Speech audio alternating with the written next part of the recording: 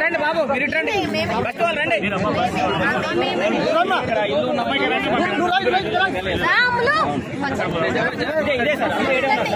తమ్ముడు మీరు రండి, సార్తో మాట్లాడండి. చూడమ్మా, ఇది ఇప్పుడు ఈ బతుకమ్మ గుంట చెరువు ఉన్నది కదా, ఈ చెరువు దీన్ని మొత్తం మేము ఓపెన్ చేస్తాం. అంటే ఇది 5 ఎకరాలు ఉన్నది. దీంట్లో బస్తీ వాళ్ళు ఎవరికైతే ఇల్లు ఉన్నాయో వాళ్ళకి ఎవరికి ఏం ప్రాబ్లం ఉండదు. అర్థమైందా? వాళ్ళ ఎవరికి కూడా అంటే వాళ్ళది అక్కడ చెరువు పక్కన వచ్చినా కానీ కూడా వాళ్ళు భయపడాల్సిన అవసరం లేదు. ఎందుకంటే మీరు ఎప్పుడో ఇల్లు కట్టుకున్నారు, ప్రభుత్వం మీకు ఇచ్చినది. రేపు ఎవడన్నా వచ్చి మీకు చెప్పినా కానీ అంటే ఏదో ఏది హైడ్రా వస్తుంది, కూల్ చేస్తుంది ఈ బస్తీ వాళ్ళందరికీ అంటే మీరు ఎవరు నమ్మొద్దు. అర్థమైందా? సో ప్రభుత్వం చాలా స్పష్టంగా ఉన్నది. పేదవాళ్ళకి ఎక్కడ కూడా హైడ్రా అనేది చిన్న సమస్య కూడా చేయదన్నమాట.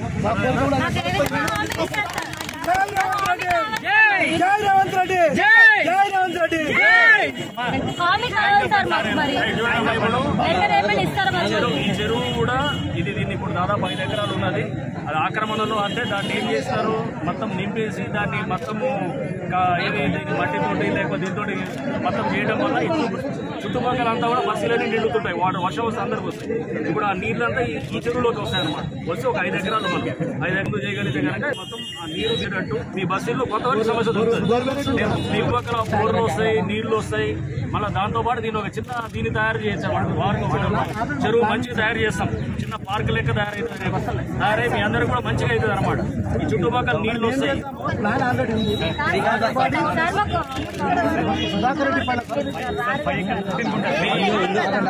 అంతవరకే మీ ఇల్లు టచ్ కూడా చేయరు. నీళ్ళు ఎక్కడ కూడా టచ్ ఆ చెరువు వరకు 5 ఎకరాలు.